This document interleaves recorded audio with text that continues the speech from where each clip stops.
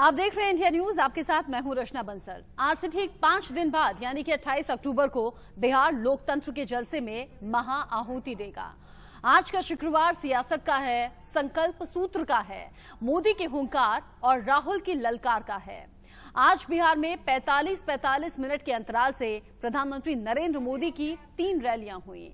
सासाराम, गया और भागलपुर में पीएम मोदी ने हुंकार भरी, तो वहीं राहुल गांधी ने नवादा और भागलपुर में ललकारते हुए वो नजर आए। लेकिन आज मोदी ने बता दिया कि चुनाव का एजेंडा सेट करने में उनका कोई सानी नहीं है, क्योंकि बिहार का चुनाव प्रचार सही मायनों में तो आज से शुरू हुआ है। जहां पीएम मोदी ने आरजेडी कांग्रेस को घेरा, तो उनके शब्दों में राष्ट्रवाद से लेकर चीन तक, करप्शन से लेकर जंगल राज तक सब कुछ दिखाई दिया, सुनाई दिया।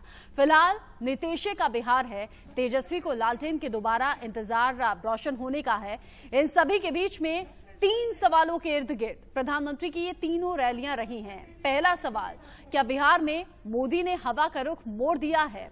दूसरा सवाल, क्या आज बिहार में सेट हो गया है चुनाव का फाइनल एजेंडा?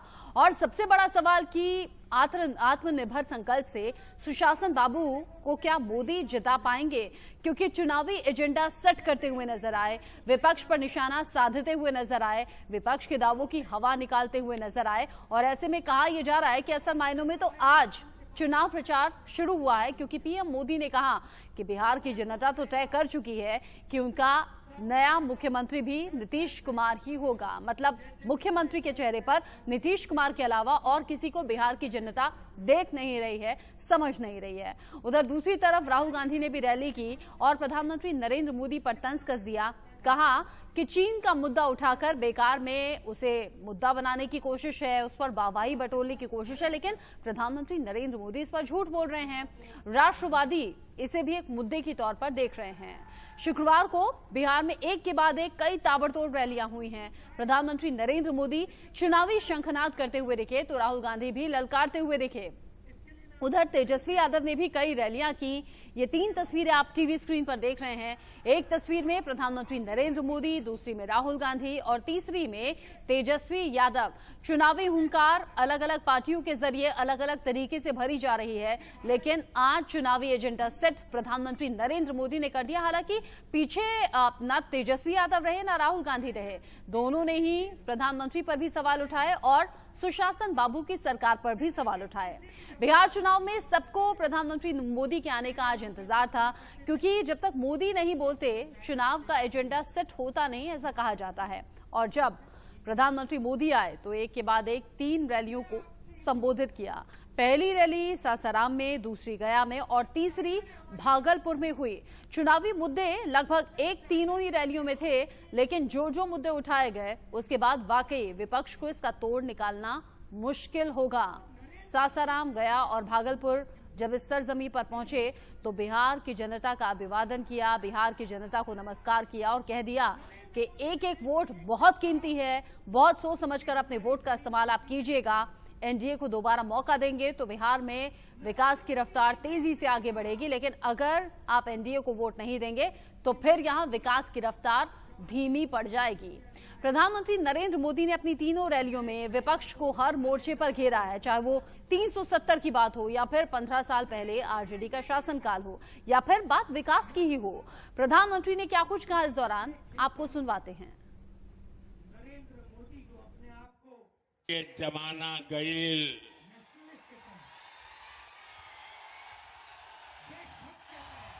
पिछले 6 सालन में बिजली के खपत 3 गुना बढ़ गईल बाटे। जम्मू कश्मीर से आर्टिकल 370 हटने का इंतजार देश बरसों से कर रहा था या नहीं, ये फैसला हमने लिया, एनडीए की सरकार ने लिया, लेकिन आज ये लोग इस फैसले को पलटने की बात कर रहे हैं। बिहार का मान मर्दन किया। आपने बहुत विश्वास के साथ इन्हें सत्ता सौंपी थी, लेकिन इन्होंने सत्ता को अपनी तिजोरी भरने का माध्यम बना लिया।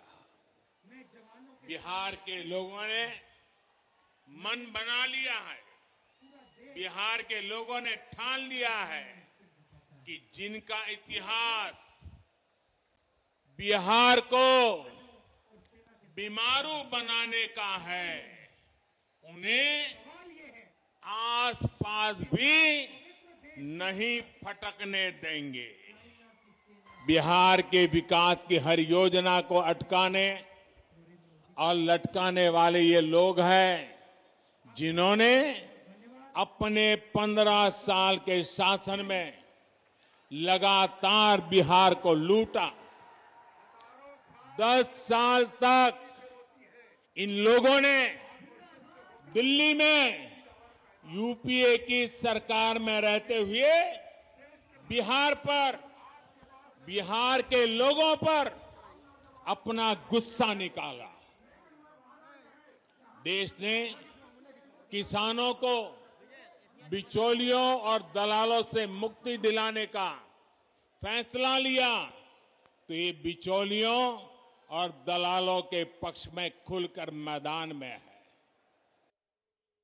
भाई और बहनों, इन लोगों को आपकी जरूरतों से कभी सरोकार नहीं रहा। इनका ध्यान रहा है अपने स्वार्थों पर, अपनी तिजोरी पर।